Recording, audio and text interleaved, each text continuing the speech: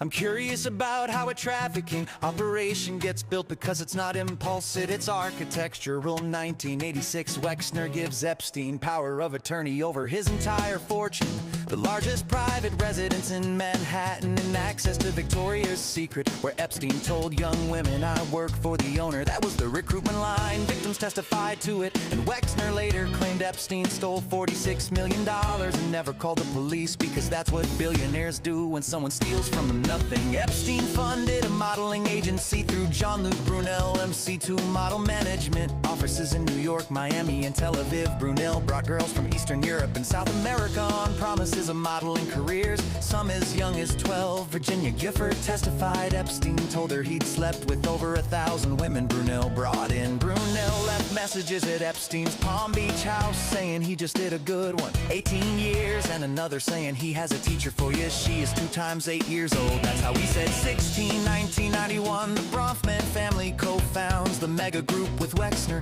about 20 billionaires coordinating pro-Israel political giving. And here's where it gets strange. The Bronfman daughter Claire later bankrolled Exivim, a sex trafficking cult in upstate New York run by a man named Keith Raniere, who branded women's pelvic areas with his initials using a cauterizing pen, collected nude photos as blackmail collateral, kept women on 500-calorie diets, created a secret society of slaves and masters, and was sentenced to 120 years. Claire Bronfman pled guilty and got 81 months. Same family mega group to Exivim, same pattern, recruitment through legitimate fronts, coercion, sexual exploitation, blackmail material, and billionaire protection.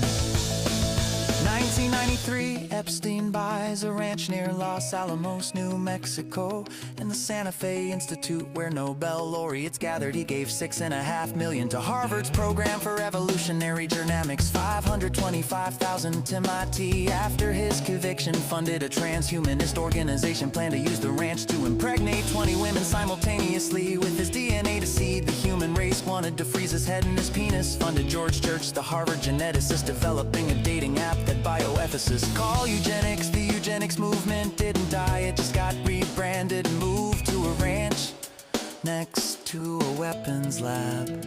1994, returns to Winterloch and builds a lodge next to the junior girls camp. First known victim, age 13, he and Ghislaine walked up to her on a bench between classes. 1995, buys an island and wires every room for video. 1996, Maria Farmer reports him to the FBI, nothing happens.